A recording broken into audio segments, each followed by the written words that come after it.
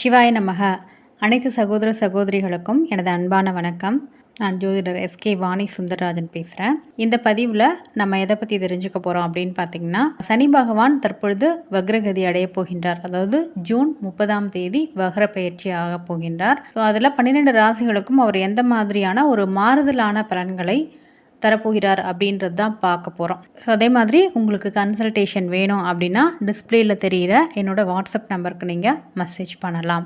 ஜாதகத்தில் இருக்கின்ற தசாபுக்திகளோட நம்ம இந்த 4 கிரகங்களுடைய கோச்சார பலன்களை ரொம்ப அதிகமாகவே பார்த்து அதற்கேற்ற மாதிரியான ஒரு முடிவுகளை நம்ம எடுப்போம். சனி, குரு, ராகு, கேதுக்கள், சரிங்களா? இப்போது இதில் இந்த வக்ரம் அப்படின்றது பார்த்திங்கன்னா ராகு கேது சூரிய சந்திரர்களுக்கு கிடையாது. வக்ரம் அப்படின்றது பார்த்திங்கன்னா குஜாதி ஐவர்களுக்கு தான் இந்த வக்ரம் அப்படின்ற ஒரு விஷயம் இருக்குது. குஜாதி ஐவர்கள் யார் அப்படின்னு பார்த்திங்கன்னா குரு, செவ்வாய், சனி, சுக்கிரன், புதன்.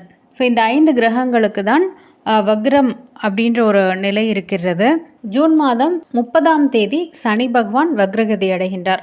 சனி பகவான் தற்பொழுது பார்த்திங்கன்னா கும்பராசியில் இருக்கின்றார். ஸோ கும்பராசி புரட்டாதி நட்சத்திரத்தில் உள்ள சனி பகவான் வக்ரகதி அடைந்து 4.5 மாதங்கள் பின்னோக்கி சஞ்சாரம் செய்து தன்னுடைய பலன்களை அளிக்கப் போகின்றார். பின்னோக்கி அப்படின்னு உடனே சனி பகவான் மூவாயிட மாட்டார். அதாவது முன்னுக்கு பின் முரணான ஒரு நிலை.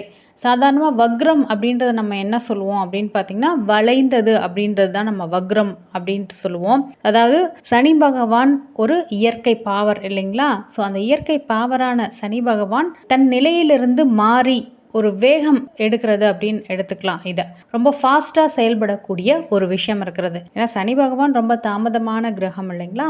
ஸோ அவர் தன்னுடைய நிலையை மாற்றி வக்ரகதி அடைந்து பலன்களை கொடுக்க போகின்றார். இது நார்மலாக சனி பகவான் கொடுக்கின்ற பலன்களை விட வித்தியாசப்படும். குரு, செவ்வாய், சனி இந்த 3 கிரகங்களுக்கும் 5ஆம் இடத்தில் சூரியன் வரும்பொழுது வக்ரகதி அப்படின்ற நிலை ஏற்படுகிறது. இந்த 3 கிரகங்களுக்கும் 7ஆம் இடத்துல சூரியன் வரும்போது ரொம்ப அதிவக்ரமாக மாறி அதற்கு பின்னாடி 9ஆம் இடத்திற்கு வரும்பொழுது வக்ர நிலை அப்படின்றது நிவர்த்தி பெறும். அதாவது ஜூன் 30ஆம் தேதி முதல் வக்ரம் அடைந்து அக்டோபர் 5ஆம் தேதி அப்படியே பின்னோக்கி நகர்ந்து சதய நட்சத்திரத்திற்கு வந்து அதற்கு பின்னாடி நவம்பர் 15ஆம் தேதி வக்ர நிலையிலிருந்து மாறி நேரடியாக சஞ்சாரம் செய்ய போகின்றார். இந்த நிகழ்வு ஜூன் 30லிருந்து நவம்பர் 15ஆம் தேதி வரை நடக்கும். ஸோ சனி பகவான் அப்படின்றவர் பார்த்தீங்கன்னா அடிக்கடி இடம் மாறக்கூடிய கிரகம் கிடையாது. ஒரு ராசியில் 2.5 ஆண்டுகள் அப்படின்னு தான் இவருடைய கால அளவு. சனி பகவானுக்கு தான் ஒருவருடைய விதியை மாற்றக்கூடிய தன்மை இருக்கு. ஸோ மகர ராசி நேயர்களை பொறுத்த வரைக்கும் மகர ராசி நேயர்களுக்கு தற்பொழுது சனி பகவான் 7.5 சனியாக சஞ்சாரம் செய்கின்றார். இந்த 7.5 சனியாக பார்த்திங்கன்னா கடைசி 2.5 வருடங்கள் சனி பகவானுடைய இந்த சஞ்சாரம் வக்ரம் அப்படின்றது வந்திருக்கிறது. மகர ராசி நேயர்களுக்கு 2ஆம் பாவத்தில் வக்ரம் அடையும் சனி பகவான் உங்களுடைய ராசிக்கு 4ஆம் வீடான சுகஸ்தானத்தையும் 8ஆம் வீடான ஆயுள் ஸ்தானத்தையும் 11ஆம் இடமான லாபஸ்தானத்தையும் சனி பகவான் பார்வையிடுகின்றார். மகர ராசி நேயர்களுக்கு பார்த்தீங்கன்னா கொஞ்சம் நிறைய சேஞ்சஸ் இருக்கும் இந்த பீரியடில். இந்த 4.5 மந்த்தில் பார்த்தீங்கன்னா திடீர்னு ஒரு வேலை மாற்றம் ஏற்படுறது. ஸோ திடீர்னு பார்த்தீங்கன்னா தொழிலில் ஒரு ஃபாஸ்ட்டாக ஒரு பிக்கப் எடுத்து நல்ல லாபம் வரக்கூடிய விஷயங்கள் எல்லாமே மகர ராசி நேயர்களுக்கு உண்டு. அதே மாதிரி ஒரு சிலர் வெளிநாடுகள் வாய்ப்பு தேடிட்டு இருந்தீங்க அப்படின்னா உங்கள் ஜாதக ரீதியாக இது ஒத்து போகுது அப்படின்னா ஸோ இந்த காலகட்டத்தில் கண்டிப்பாக ஒரு மாறுதல் அப்படின்ற ஒரு விஷயம் இருக்கும். பொருளாதார ரீதியாக ஒரு நல்ல முன்னேற்றங்களை காண்பீர்கள். ஸோ 2ஆம் இடத்தில் தான் தனஸ்தானத்தில் தான் உங்களுக்கு சனி பகவானுடைய வக்ரம் அப்படின்றது நடைபெறுகிறது.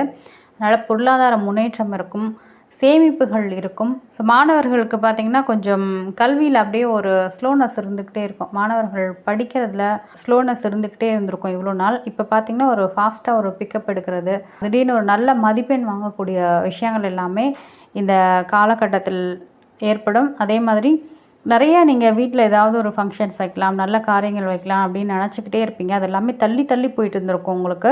ஸோ இந்த காலகட்டத்தில் வீட்டில் ஒரு சுப காரியங்கள் நடைபெறுவதற்கான ஒரு விஷயங்கள் அப்படின்றது இருக்கும்.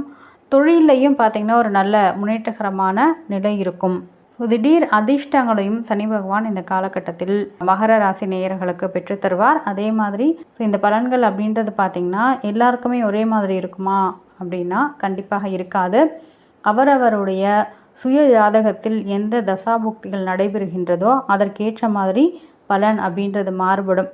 ஏன்னா உங்களுக்கு சனி பகவான் மட்டும் எல்லா பலன்களையும் தரப்போகிறது கிடையாது. மற்ற 8 கிரகங்கள் இருக்காங்க. ஜாதகத்தில் நடக்கக்கூடிய கிரகங்களுடைய தசாபுக்திகள் இருக்குது. அதுவும் இல்லாமல் கோச்சாரத்தில் குரு ராகு கேதுவோட அமைப்புகள் இது எல்லாமே தாண்டி உங்களுக்கு ஒரு பலன் நடைபெறுது அப்படின்னா ஒரே கிரகம் எதையுமே கொடுத்து விட முடியாது. ஸோ அப்போது ஒரு சிலருக்கு முழுமையாக இந்த பலன்கள் நடக்கலாம். ஒரு சிலருக்கு பார்த்திங்கன்னா 50%, 60%, இன்னும் ஒரு சிலருக்கு பார்த்திங்கன்னா இந்த பலன்கள் முற்றிலும் நடக்காமல் கூட போகலாம். அது உங்களுடைய சுய ஜாதகத்தின் அமைப்பை பொறுத்தது. அனைவருக்கும் நன்றி.